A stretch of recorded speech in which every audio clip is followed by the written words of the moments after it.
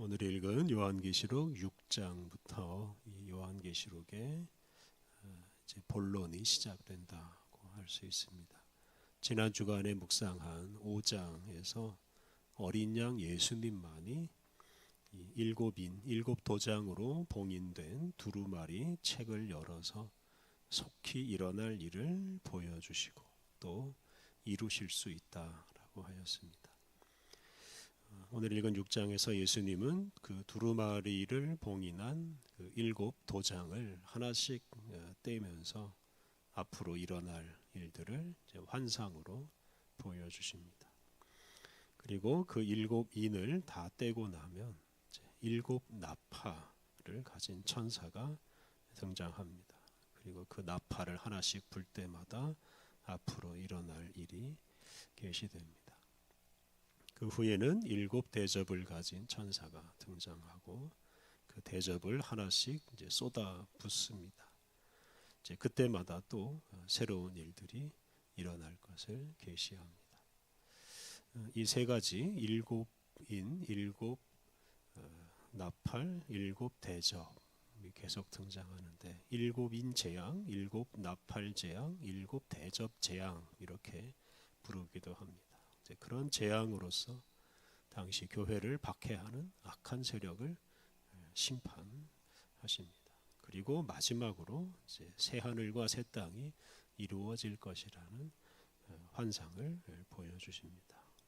이렇게 요한계시록이 전개됩니다. 요한계시록은 기본적으로 당시 교회를 박해하는 악한 세력, 즉 로마 제국에 대한 심판의 말씀입니다. 그래서 예수님이 앞으로 보여주시는 것은 이 교회를 박해하는 그 악한 로마 제국이 예수님의 벌을 받는다. 그것 때문에 약화되고 그리고 결국 망한다 하는 것입니다. 신천지를 비롯한 여러 집단은 이 요한계시록을 이상하게 해석해서 교주를 우상화하고 자기 집단의 배를 불립니다. 요한계시록을 그냥 제멋대로 또 비상식적으로 해석하는 그런 사람들, 집단을 우리가 경계해야 합니다. 지난주에 묵상한 5장 7절에서 예수님은 보좌에 앉으신 이로부터 7인으로 봉해진 두루마리를 넘겨받았습니다. 오늘 읽은 본문은 예수님께서 그 두루마리에서 그 인을, 도장을 하나씩 떼어낼 때마다 일어나는 일들인데요. 오늘 본문에서 네 번째 인까지 이제 떼는 장면이 나오는데 그때마다 말이 등장하고 또 말의 탄 자가 등장합니다. 먼저 1절과 2절은 첫 번째 인을 떼었을 때 일어나는 일입니다. 1절과 2절 내가 봄에 어린 양이 7인 중에 하나를 떼시는데 그때에 내가 들으니 네 생물 중에 하나가 우레소리같이 말하되 오라 하기로 이에 내가 보니 흰 말이 있는데 그 탄 자가 활을 가졌고 면류관을 받고 나아가서 이기고 또 이기려고 하더라. 네. 여기서 우리가 먼저 주목할 것은 이 7인을 떼시는 분입니다. 그 7인을 떼는 분은 어린 양 예수님이십니다. 그래서 어린 양 예수님께서 인을 떼심으로 도장을 떼심으로 속히 일어날 일을 보여주시고 또한 그 일을 친히 일어나게 하십니다. 그래서 오늘 본문에서 인을 뗄 때마다 말과 말을 탄 자가 등장하는데 그 어린 양 예수님께서 그들을 등장하게 하신다라고 이해해야 합니다. 첫 번째 인을 떼니까 흰 말이 등장하고 그 말을 탄 자가 활, 즉 무기를 가졌고 또 면류관을 받습니다. 이 면류관을 받는다는 것은 권력을 얻는다는 뜻입니다. 그 흰 말을 탄 사람이 무기와 권력을 얻어서 이 사람이 나아가서 이기고 또 이깁니다. 그렇다면 흰 말을 탄 사람은 누구이고 그가 이기는 상대방은 누구이겠습니까? 우선 이 상대방은 로마 제국의 황제입니다. 그리고 이 흰 말을 탄 자는 악한 세력인 이 로마 제국에 대항하는 개인이나 민족, 국가입니다. 로마에 맞설 만한 새로운 권력자, 새로운 나라라고 할 수 있습니다. 그리고 그가 이 로마 제국과 싸워 이김으로써 로마 제국을 약화시킨다 뜻입니다. 3절과 4절은 둘째 인을 뗄 때 일어나는 일입니다. 3절 4절 둘째 인을 떼실 때에 내가 들으니 둘째 생물이 말하되 오라 하니 이에 다른 붉은 말이 나오더라. 그 탄자가 허락을 받아 땅에서 화평을 제하여 버리며 서로 죽이게 하고 또 큰 칼을 받았더라. 둘째 인을 떼니까 붉은 말과 붉은 말을 탄 자가 등장합니다. 그리고 그가 허락을 받아서 땅에서 화평을 제합니다. 다시 말하면 그가 이 로마 제국이 다스리는 세상에서 평화를 없애버립니다. 세상을 어지럽게 만듭니다. 그리고 그 나라 안에서 사람들이 서로 죽입니다. 붉은 말을 탄 자가 큰 칼을 받았다라는 것은 이제 그 큰 칼을 가지고 세상을 혼란스럽게 할 것이라는 뜻입니다. 그런데 이 말을 탄 자가 자기 마음대로 활동하는 것이 아니라 어린 양 예수님의 허락을 받아서 활동할 뿐이다라는 점을 또 강조합니다. 세상을 다스리시는 분은 오직 어린 양 예수님이시다라는 것을 말합니다. 이렇게 예수님께서 흰 말을 탄 사람, 붉은 말을 탄 사람을 등장하게 하시고 그에게 권세를 주셔서 당시 교회를 박해하는 악한 세력인 로마 제국과 로마 황제를 이기게 하셔서 땅을 혼란스럽게 만드십니다. 5절과 6절 셋째 인을 떼실 때에 내가 들으니 셋째 생물이 말하되 오라 하기로 내가 보니 검은 말이 나오는데 그 탄 자가 손에 저울을 가졌더라. 내가 내 생물 사이로부터 나는 듯한 음성을 들으니 이르되 한 데나리온의 밀 한 되요 한 데나리온의 보리 석 되로다. 또 감람류와 포도주는 해치지 말라 하더라.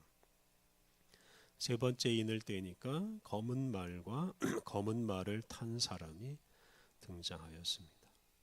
근데 그 검은 말을 탄 자의 손에 저울을 가지고 있었습니다. 이 저울은 이제 뒤에 나오는 이제 밀과 보리를 재는 저울 같은 것입니다. 그때 이제 음성이 들려오는데 한 데나리온으로 밀 한 돼 그리고 한 데나리온으로 보리 석 되를 살 수 있다라는 음성이 들려옵니다. 한 데나리온은 노동자의 하루 품삯인데요. 우리 돈으로 10만 원이 넘습니다. 그런데 그 돈으로 밀은 한 되밖에 못 사고 보리는 석 되밖에 사지 못한다라고 말합니다. 이것은 이제 흉년이 들어서 밀과 보리를 생산하지 못하고 소비자는 그걸 제대로 구할 수가 없어서 이제 물가가 엄청나게 비싸다는 뜻입니다. 반면에 감람류와 포도주는 이제 평소와 다를 바 없다. 뭐 이렇게 또 말씀하십니다. 이 구절은 이제 검은 말을 탄 자, 즉 새로운 권력자가 등장해서 이 교회를 박해하는 악한 세상을 경제적으로 힘들게 만든다 하는 뜻입니다. 이렇게 로마 황제에 필적하는 새로운 권력자들이 연달아 등장해서 로마 제국에서 평화가 사라지고 또 물가가 올라감으로써 사람들이 고생을 합니다. 혼란한 세상에서 정치적으로 또 경제적으로 사람들이 어려움을 겪습니다. 이것이 바로 교회를 박해하는 그 로마 제국이 치러야 하는 아주 혹독한 대가라고 할 수 있습니다. 7절과 8절 넷째 인을 떼실 때에 내가 넷째 생물의 음성을 들으니 말하되 오라 하기로 내가 봄에 청황색 말이 나오는데 그 탄 자의 이름은 사망이니 음부가 그 뒤를 따르더라. 그들이 땅 4분의 1의 권세를 얻어 검과 흉년과 사망과 땅의 짐승들로서 죽이더라.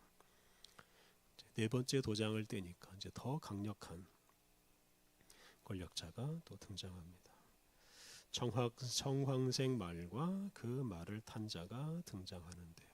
그 말 탄 자의 이름을 사망이라고 하였습니다. 죽이는 사람이다. 죽음을 가져오는 사람이다. 이런 뜻입니다. 음부가 그 뒤를 따른다라고 하였는데 음부라는 것은 죽은 사람들의 세계입니다. 그래서 음부가 사망을 따른다는 것은 그 음부가 죽은 사람들을 모아서 데려간다 하는 뜻입니다. 청황색 말을 탄 자는 앞에 등장한 자들보다 더 큰 권력을 가지고 사람들을 죽입니다. 그가 땅 4분의 1을 다스리는 권세를 얻어서 거기에 있는 모든 것을 이제 죽입니다. 검과 흉년과 사망과 땅의 짐승들 이것들을 사용해서 자기가 사는 지역에서 사람들을 죽입니다. 그런데 이 자가 받은 권세 역시 어린 양 예수님으로부터 받은 것입니다. 어린 양 예수님이 도장을 하나씩 떼면서 말과 그 말의 탄 자를 등장시키고 그 말 탄 자에게 권세를 주어서 세상을 혼란스럽게 만듭니다. 그런데 이 말씀대로 평화로웠던 로마 제국이 주변 나라의 침략을 받아서 혼란스럽게 되고 많은 사람이 고통을 겪고 또 죽습니다. 영원할 것 같았던 그 로마 제국이 혼란을 겪으면서 점점 약화되고 결국은 망하고 맙니다. 이것이 예수님 믿는 사람들을 박해한 것 때문에 벌어지는 일입니다. 오늘 본문에서 예수님은 교회를 박해하는 세력을 그냥 두지 않으신다라는 것을 우리가 알 수 있습니다. 제 아무리 강한 로마 제국이라 하더라도 불의한 일을 저지르며 하나님의 백성을 박해하면 결국 망할 수밖에 없다는 것을 말합니다. 온 세상을 주관하시는 예수님께서는 여러 가지 사건으로 불의한 나라는 결코 영원할 수 없다는 것을 알려주십니다. 역사적으로 불의한 세상 나라는 여러 가지 혼란스러운 일들을 겪고 그리고 수없이 많은 세상 나라가 망하고 또 새로 세워졌습니다. 이렇게 세상 나라 중에서 영원한 나라는 하나도 없습니다. 세상 나라의 권력자들은 다 죄인에 불과합니다. 그것 때문에 그들이 다스리는 나라도 영원하지 못합니다. 온 세상을 정의롭게 다스리시는 예수님이 결코 그런 권력자와 나라를 용납하지 않으십니다. 우리가 살아가는 이 세상의 나라들도 참 많은 혼란을 겪고 있습니다. 권력자와 나라가 망하기도 하고 흥하기도 합니다. 그런데 이러한 모든 일의 배후에는 이 세상의 유일한 통치자이신 예수님이 계시다 하는 것을 우리가 늘 기억해야 합니다. 그러므로 우리는 어지러운 세상에서도 온 세상의 유일한 통치자이신 예수님을 굳게 믿고 불의한 나라를 심판하시는 예수님은 결국 아름다운 세상 하나님의 나라를 이룰 것을 우리가 바라보아야 하겠습니다. 그리고 우리가 오직 그 예수님의 말씀을 따라 살아야 하겠습니다. 함께 기도하겠습니다. 하나님, 어린 양 예수님을 이 세상의 유일한 통치자로 세워주시고 불의한 나라와 권력자들을 심판하여 주시니 감사합니다. 전쟁과 자연재해와 죽음이 끊이지 않는 세상에서 불의한 나라를 망하게 하시고 새로운 세상을 이루어 가시는 예수님을 바라보며 살게 하옵소서. 하나님의 나라를 완성하실 예수님을 바라보며 오직 예수님께 순종하며 살게 하옵소서. 은혜가 풍성하신 하나님, 성령 강림절을 보내고 또 새로운 한 주간을 시작하게 하시니 감사합니다. 우리와 늘 함께 하시고 우리를 능력 있게 하시는 성령 하나님과 한 주간 늘 동행하며 거룩한 일을 이루며 살게 해 주옵소서. 오늘 모든 일정도 주님이 주관하여 주셔서 우리의 말과 삶이 거룩한 주님의 영광을 드러내게 하옵소서. 예수님의 이름으로 기도드립니다. 아멘.